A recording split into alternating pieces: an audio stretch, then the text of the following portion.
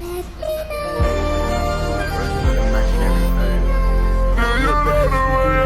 the early 2000s, the rise of the internet gave way for a lot of stuff. Stuff like search engines, pirating movies, streaming services, pirating music, online banking, pirating games, and even free gooning.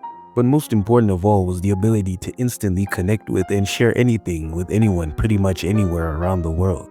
Back in the day, if you actually wanted to talk to someone, you had to take your ass outside. You know, touch grass and everything. Maybe send a text or, God forbid, call their ass. And now, we don't even have to leave our couch or use our voice, all thanks to social media. Social media. It was supposed to bring us together, keep us connected, and allow us to share moments of our lives with anyone. But if you've been online lately, you know for a fact that's not the case anymore. I guess you could call it anti-social media, am I right? As to how it all began, social media technically started in the 90s with some site called 6 Degrees, but that shit is about as relevant as Chief Keef in 2025. It really started to pop off when Facebook came around. After Facebook, people truly realized how profitable all this stuff was and started releasing pretty much a new social media platform every year. Now, there's virtually a social media platform for everything. We've got Facebook to steal all your personal info, Twitter to construct the most unhinged sentences that have ever been put together, and Instagram to take pictures of your lunch like anyone cares. We've even got social media that helps your ass get a job now. But if we're being honest, social media these days does a lot more harm than good. A lot of these companies now just want to extract as much money as they can from people, and they do so by taking our time. These companies have the greatest engineers in the world working to create algorithms that'll send you divorce paper ASMRs at exactly the right time to keep you watching. The absolute worst part about these social media algorithms is the fact that they promote anything that keeps our attention, even if it's not good for us. That's why a lot of platforms thrive off negativity. You see, us humans are natural-born haters, so stuff that pisses us off also piques our interest. It's why you'll spend half an hour watching two people fight in the comment section about the race of a fictional character. And there's no platform that understands this better than Twitter. X. Shit name change, by the way. Even before Elon bought it and turned it into his own personal diary, Twitter was pretty much already considered the worst social media platform around. Back in the day, Twitter was just full of dicks and weirdos.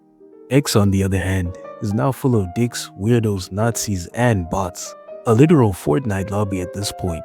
And now, people even have a monetary incentive to piss people off because of engagements. I gotta say, congrats Mr. Musk for somehow managing to turn trash into a toxic biohazard. The algorithms on TikTok and Instagram are also similarly cracked. They'll just randomly recommend you half-naked women showing ass completely out of the blue. Now before you guys accuse me of anything, people have tested this theory with brand new accounts and gotten similar results. TikTok probably has it the worst cause you can search up some completely unrelated stuff and somehow still get this kind of content.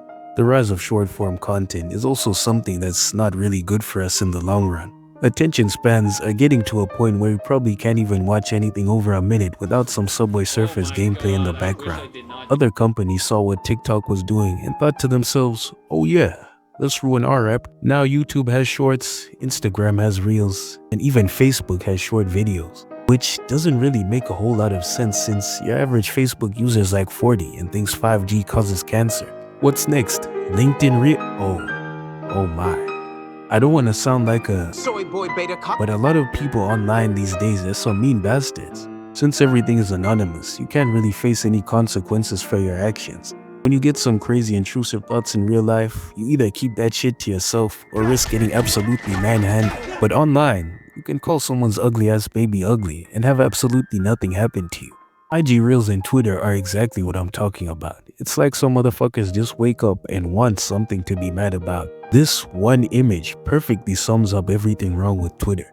IG Reel commenters, on the other hand, are somehow even more fascinating. Niggas there are hating completely out of love of the game, unlike Twitter who at least get paid for it. Another aspect of social media that really just makes the whole experience worse is the censorship. The weird thing is that social media is both over and under policed. Some sites will ban you for breathing too hard, while others will let you get away with murder. Reddit, YouTube, and TikTok are all platforms that do way too much censoring. Like, these sites are the reason that people have to use these dumbass kindergarten terms like grape and corn to describe stuff on social media. Those goddamn Reddit mods will also be running their subreddits like Prime Joseph Stalin. Say one thing that they disagree with, and you're gone, buddy. The worst part about these sites is that they'll let some other weird freaky ass content slide with no repercussions. On the other hand, you've got sites with little to no moderation at all. Aside from accounts that hurt Elon's feelings, just about anything slides on X. I don't know if you guys know this, but people on the internet like to do a little thing called fucking lying and spreading misinformation. So moderation is pretty much the only way to stop this kind of shit. Just look how IG Reels turned into fucking live leaks last month without proper moderation. Something else about social media that really grinds my gears has got to be all the goddamn ads. I get that these companies have to make money, but it gets to a point. Sometimes my ass will be seeing more ads than actual content. Like, why the fuck do I have to watch 4 separate 2-hour unskippable ads just to watch a 5-minute video? Sometimes they won't even hide the fact that they want your money. You wanna edit a tweet? $8 a month. You want your post to actually be seen? $15 a month. Oh, you don't wanna see ads? That's another $12. These companies are charging monthly subscriptions just so you can use the app the way it worked 5 years ago. The worst part of all this is the fact that we hate social media, but we're not leaving anytime soon. Nah, we'll just keep scrolling, complaining, and repeating the cycle. Like, I'm literally complaining about social media on social media. Crazy shit, not gonna lie.